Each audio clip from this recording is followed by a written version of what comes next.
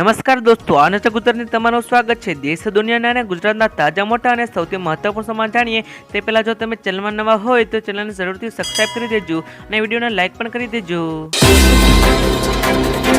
દોસ્તો, આપણે સપ્તમ સમાચારની વાત કરીએ તો કપાસના બજાર ભાવની વાત કરતો રાજકોટ માર્કેટના કપાસના બજાર પર રૂપિયા 1360 થી 1540 સુધીને બોલ્યા હતા, જ્યારે અમરેલી માર્કેટના કપાસના બજાર રૂપિયા 1040 થી 1458 સુધીને બોલ્યા હતા, તેમજ સાવરકુંડલા માર્કેટના કપાસના બજાર ભાવ 1350 થી 1530 સુધીને બોલ્યા હતા। તો દોસ્તો, આપણે બીજા સમાચારની વાત કરીએ તો અગાઉ ઉત્તર ગુજરાતમાં ભૂકંપના આંચકા અનુભવ્યા હતા। થોડા દિવસ અગાઉ ઉત્તર ગુજરાત ભૂકંપના આંચકા અનુભવ્યો હતો। ગુજરાતમાં ફરી ધરાધ્રુજી છે। કચ્છના રાપર પાસે ભૂકંપનો આંચકો અનુભવ્યો લોકો ફટફડાટ ફેલાયો છે। રાપરથી 26 કિલોમીટર દૂર કેન્દ્રબિંદુ નોંધાયું છે, જે ધરતીકંપથી તીવ્રતા 4 ની નોંધાઈ છે।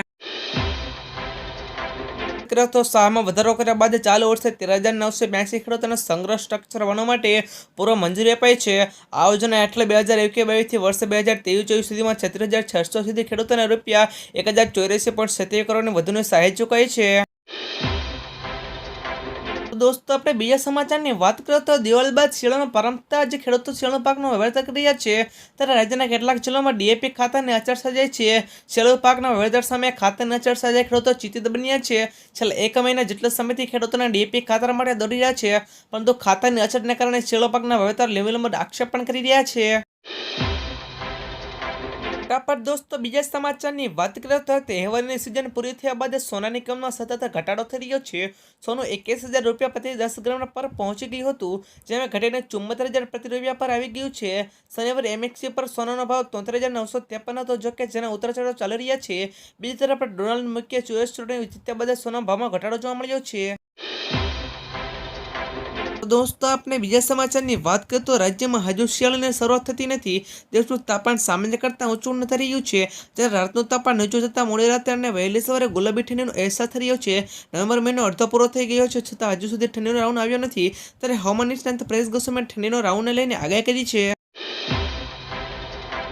પ્રથમ સમાચારની વાત કરીએ તો કપાસના બજાર ભાવની વાત કરી લઈએ તો રાજકોટ માર્કેટના કપાસના બજાર ભાવ રૂપિયા 1325 થી 1540 સુધીના બોલ્યા હતા, જ્યારે અમરેલી માર્કેટે કપાસના ભાવ રૂપિયા 950 થી 1570 સુધીના બોલ્યા હતા, તેમજ સાવરકુંડલા માર્કેટે કપાસના બજાર ભાવ 1450 થી 1565 સુધીના બોલ્યા હતા।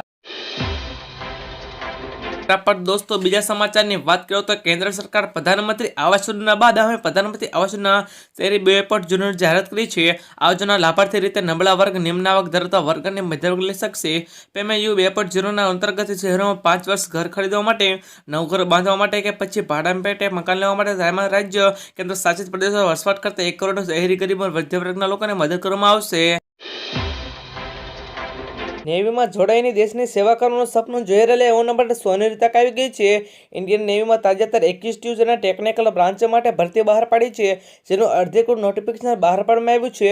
બીટીએચ એન્ટ્રી જુલાઈ 2025 માટે ભરતીની સૂચના બહાર પાડવામાં આવ્યું છે। અરજીની પ્રક્રિયા 6 ડિસેમ્બર 2024 શરૂ થઈ રહી છે।